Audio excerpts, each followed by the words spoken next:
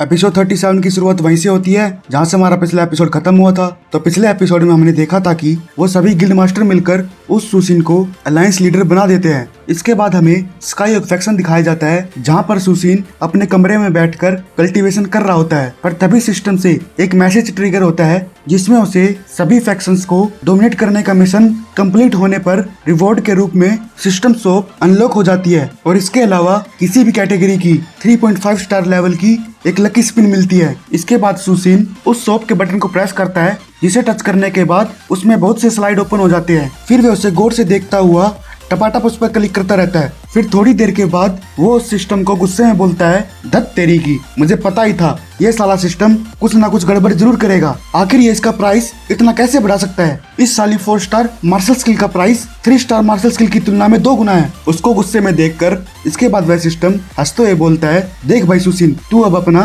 Final decision बता दे कि तुझे अपने पॉइंट्स स्पेंड करने हैं नहीं।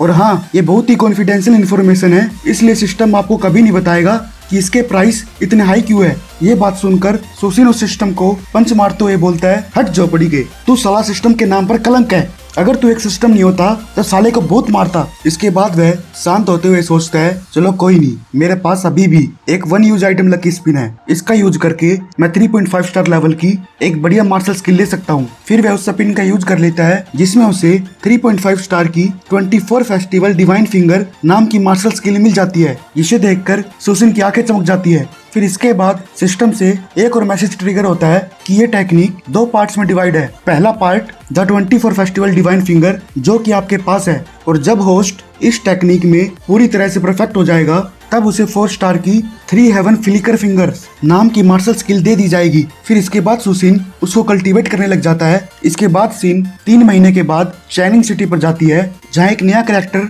एंट्री करते हुए बोलता है, अरे यार, ये सिटी बहुत ही दूर थी, मैं फाइनली पहुंच ही गया। साउथर्न बारबेरियन एरिया से यहाँ पहुंचना सच में बहुत ही मुश्किल था। फिर इसके बाद एक लड़की को और दिखाया जाता है जो उससे बोलती है, तुझे मुझे ये बताने की जरूरत नहीं, मुझे ये पता है, ठीक है, पर मुझे ये समझ में नहीं आ रहा कि हमारे मास्टर ने हमें यहाँ आने के लिए बोला क्यों है। वो बात कर ही रहे होते हैं कि तभी उनके पीछे एलिगेंट स्वॉर्ड सेक्ट की गॉडेस जियान कहती है, तुम लोग अपनी ये कंप्लेन करना बंद करो। अगर तुम अभी इस छोटे से काम को नहीं संभाल पा रहे तो भविष्य में अपने सेक्ट को कैसे संभालोगे। फिर वह सिटी में एंट्री करते हुए बोलती है, चाहे कुछ भी हो जाए, हमें जो भी मिशन मिला है वो बिल्कुल भी बिगड़ना नहीं चाहिए, चाहे हमें खाली हाथ ही क्यों न लौटना पड़े। फिर वे दोनों कहते हैं, ठीक है सीनियर सिस्टर, हम समझ गए। फिर इसके बाद सीन ड्रैगन बैंक्वेट पैवेलियन पर जाती है जहाँ भीड़ को देखकर एक आदमी बोलता है, अरे भाई, आज कौन सा इवेंट हो रहा है, इतनी भीड़ क्यों लगी है यहाँ पर। तब दूसरा आदमी कहता है, अरे भाई, मैंने सुना है कि आज फैक्शन मास्टर सू की बहन का जन्मदिन है,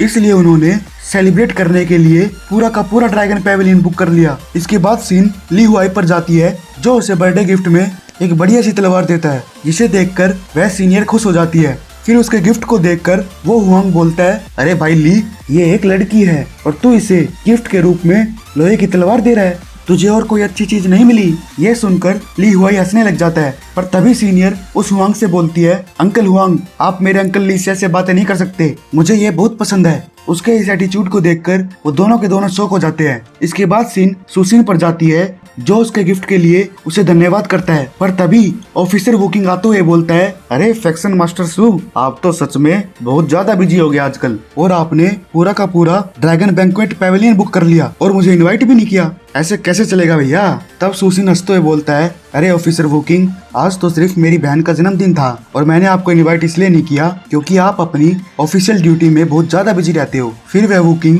सीनियर के सर पर हाथ रखकर उस सुसिन से बोलता है, जो भी हो, ये तेरी ही गलती है, मुझे माफ करना बेटे, मैं तुम्हारे भाई की वजह से तुम्हारे लिए गिफ्ट नहीं ले पाया। तब सीनियर कहती है, कोई बात नहीं अंकल, मेरे लिए इतना काफी है कि लोग मेरा बर्थडे सेलिब्रेट कर रहे हैं। फिर वह वुकिंग हंसते हुए बोलता है, बिल्कुल सही कहा बेटा तुमने, लोगों को पता होना चाहिए कि उन्हें कब संतुष्ट होना है, पर कुछ लोग बहुत ज्यादा ही ग्रीडी हो जाते हैं और कुछ न कुछ मुसीबत जरूर खड़ी कर देते हैं। फिर वह सुसिन कहता है, ऑफिसर वुकिंग, क्या चाइनिंग सिटी में किसी की वजह से मुसीबत हो रही है? क्या आपको उसे डील करने के लिए मेरी जरूरत है? फिर वह वुकिंग कहता है, अरे भाई सुसिन, ऐसी कोई बड़ी बात नहीं है, वो बस अंधेरे में परेशान करने वाले छोटे मोटे कीड़े हैं और जब टाइम आएगा मैं उनसे खुद निपट लूंगा। इसके बाद वह हुआंग बोलता है, बॉस, हमें फैक्शन से ये खबर आई है कि कुछ आउटसाइडर्स लोगों का ग्रुप आज ही हमारी चाइनिंग सिटी में दाखिल हुए हैं, पर उनका क्या मोटिव है ये हमें अभी तक नहीं पता। तब वह वोकिंग बोलता है, अरे भाई सुसिन, तुम्हारे सोर्स सच में बहुत ही स्लो है और मैं यहाँ इतनी दूर से आज इसलिए यहाँ आया हूँ क्योंकि मुझे इस मैटर के बारे में बात करनी थी। तो तुम्हें मैं बता दूँ कि इस चैंगनिंग सिटी में एक तूफान जल्दी आने वाला है। तब सुसिन बोलता है, कैसा तूफान ऑफिसर वोकिंग, आखिर हुआ क्या है? फिर वह वोकिंग बोलता है, अरे भाई शांत हो जा, शांत हो जा, इतनी ज्यादा हड़बड़ी करने की कोई जरूरत नहीं। क्या तुम ये जानते हो कि वो आउटसाइडर्स आखिर है कौन? वो सभी के सभी बहुत ही खतरनाक बैकग्राउंड से आए हैं। फिर उस लड़की के बारे में बताया जाता है जो कि एलिगेंट स्वॉर्ड सेक्ट की करंट सेक्टर मास्टर है। इसके बाद उसकी मॉडल रैंकिंग बताई जाती है जो कि 78 होती है। फिर इसके बाद दूसरा नॉन आदमी फैंग के बारे में बताया जाता है जो वरदान स्वॉर्ड सेक्ट का किसी एल्डर का बेटा होता है। फिर उसकी मॉडल रैंकिंग बताई जाती है जो कि 105 लेवल पर होती है। फिर भाइयों इसके बाद तीसरे आउटसाइडर का, फिर चौथे आउटसाइडर का नाम, पता, फैमिली रैंकिंग वैंकिंग सब बताई जाती है, जिन्हें सुनकर वह सुसिन सोच में पड़ जाता है, अरे भाई क्या सेक्ट, क्या फैमिली, क्या रैंकिंग की बात कर रहा है, मेरा तो सबका सब ऊपर से जा रहा है। फिर वह वोकिंग बोलता है, अरे भाई अब ये मत बोलना कि तूने उनके बारे में कभी सुना ही नहीं है। फिर वह सुसिन बोलता है, अरे भाई वोकिंग, ये जरूरी थोड़ी ना है कि मैं इस कल्टीवेशन की दुनिया में हूँ तो मुझे ये सब कुछ पता ही होना चाहिए। पर ऑफिसर वोकिंग, मैंने अभी हाल फिलहाल में ही इस पूरे चैंगनिंग सिटी पर अपनी पकड़ जमाई है और मेरे पास इतना टाइम नहीं था कि मैं उन लोगों की सेक्ट्स और फैमिली की इन्फॉर्मेशन इकट्ठी कर सकूं। तब वह वोकिंग बोलता है, अरे भाई वो तो ठीक है, पर तुझे अपने दूसरे कल्टीवेशन फोर्स के बारे में इन्फॉर्मेशन जरूर निकलवा लेनी चाहिए। अगर तुम्हें अपने अपोनेंट के बारे में नहीं पता होगा तब वह तुम्हारे लिए किसी भी टाइम मुसीबत खड़ा कर सकता है। फिर वह वोकिंग कहता है, चलो अब जो हुआ सो हुआ, पर आज जो मैं तुझे बताने जा रहा हूँ तो उसे ध्यान से सुन। मैं तुझे बताऊंगा कि इस जाओ कोर्ट में कैसे कल्टीवेशन फोर्सेस का बंटवारा हुआ है। तो तेरी इन्फॉर्मेशन के लिए बता दूं, उस जाओ कोर्ट के 41 रास्ते हैं, 100 से भी ज्यादा स्टेट्स है और भी बहुत सारी इन्फॉर्मेशन है भाइयों, जो वक्त के साथ साथ आपको सब पता चल जाएगा। फिर लास्ट में सुसिन बोलता है, ठीक है ऑफिसर वोकिंग, लेकिन मुझे ये बताइए आखिर ये मॉडल्स रैंकिंग है क्या? तो गाइस इसी के साथ हमारा एपिसोड समाप्त होता है। फिर मिलते हैं नेक्स्ट एपिसोड में। अच्छा है।